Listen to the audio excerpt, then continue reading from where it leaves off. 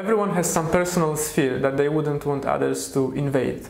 And this is related to secrets that we all have. Secrets which are related, for example, to our sexual preferences, political views, or health issues that we wouldn't necessarily want to discuss with anyone, but we would possibly want to discuss them with people that we love, with people that we trust. But we wouldn't want necessarily the government to know about that.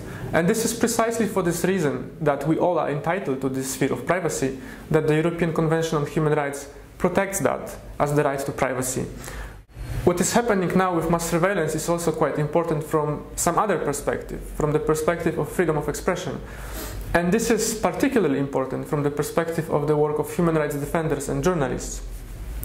Their role is to make sure that those who are in power, authorities, politicians, governments, conduct their work in a way which is lawful, they don't misuse funds, they respect the democratic rules of our political system, and so on and so on. And for these particular reasons, investigative journalists need to investigate what the authorities are doing. Obviously, they can only do that if they know that their sources are protected, if they know that their communication is safe, and if they know that this communication is not interfered with.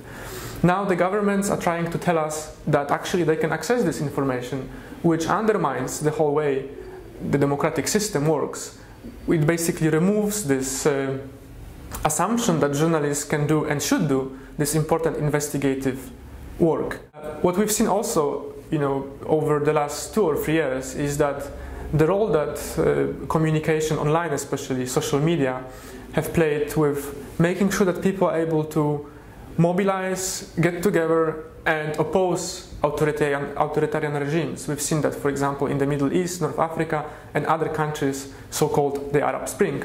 Obviously that wouldn't have happened if the governments were able to prevent them from communicating, if they were able to prevent them from exchanging ideas and preventing them from mobilizing. This is what this petition is all about.